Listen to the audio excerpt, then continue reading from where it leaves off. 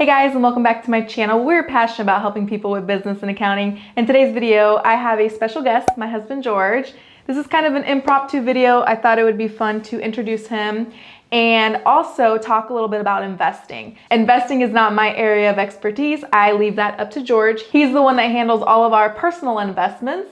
And so today I have invited him to share just a few tips, some of the information that he's learned throughout his investing journey. So if you're interested, keep on watching.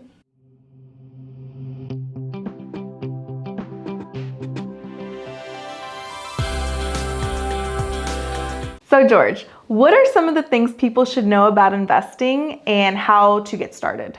Well, first and foremost, I highly recommend people start with just building a habit of saving. Every single month, weekly, however you want to do it, but saving and making a habit of saving is the foundation of investing for long-term wealth. So paying yourself first is vital. And what I mean by paying yourself first, it's if you have direct deposit go into your bank account, have a percentage or some of that money go into a separate account and to build a savings account. And that savings account, first and foremost, you should build is an emergency fund. Okay. So it's about 3 to 6 months of your expenses, your home expenses should be an emergency fund. Okay. Once you've built that up, then you can start putting money into investing. Okay. So the first step to investing is you need to build an emergency fund. That's right. Awesome. What would the next step be?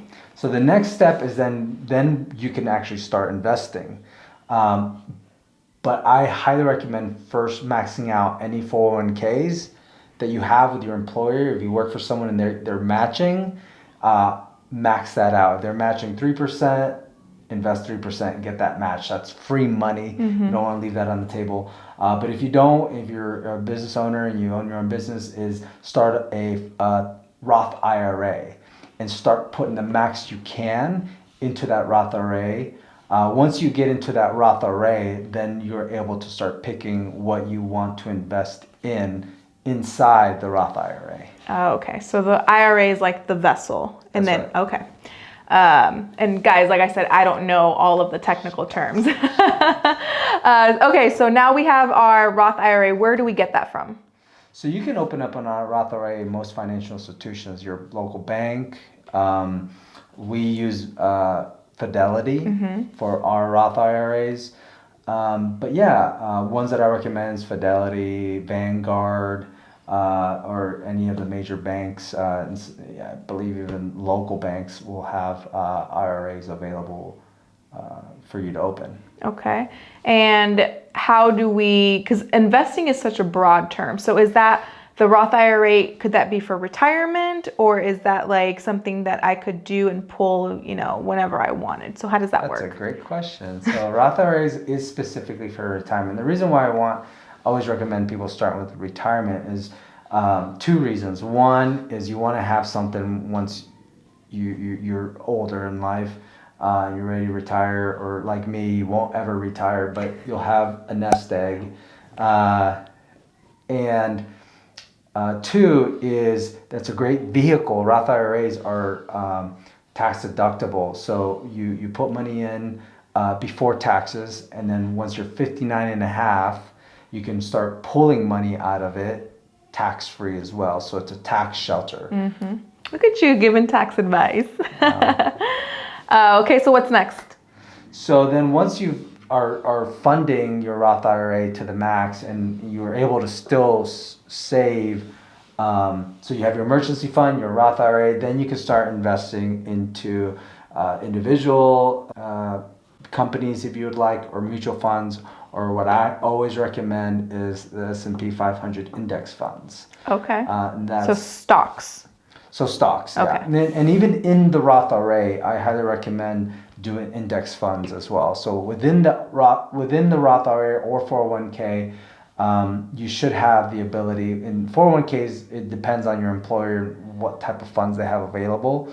You just want to look through them and try to find, in my personal opinion, something that's growth, especially the younger you are.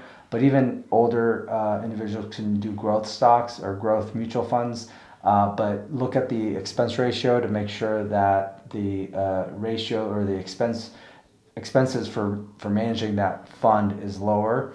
But in a Roth IRA, what I recommend is S&P 500 index funds. An index fund, specifically S&P 500 index fund, is a collection of the top 500 largest companies in the United States. So essentially, you are investing in the country, in the United States, because that's the backbone of the economy, is these 500 companies, essentially. So this may be off topic, may not, I'm not sure. Yeah. The economy is down. Some people are saying we're in a recession. So does that mean that you can buy stock at a discount? In most cases, yes. The S&P 500 is down. So it is, right now it's on sale. It has been for the past 6 months, I want to say. So now it is a better time than ever to start investing, specifically in your Roth IRA, add more in your 401k, max those out. This is the greatest opportunity to do so. But that shouldn't stop, or really that shouldn't matter whether or not you should start investing in the stock market. To me, I invest and will always invest whether it's up or down. I don't try to get too excited about when it goes down, thinking I'm going to get a steal or a deal, and I don't get too excited when it's up. I just try to stay even keel and consistently put money in every single month into our retirement accounts, and a little bit into our separate investment accounts, so we can just continue to grow long term. So one thing that a lot of people don't talk about is the temperament. What kind of temperament do you need to have when investing? Because a lot of the stuff is out of your control. Like, I can't control if the market is up or down. Sure. So what can you tell us about that? Yeah, no one can predict the market. So that's a great point. You have to be patient. I think if you're not, you kind of get into trouble of like pulling your money out, realizing losses, or using it for other things.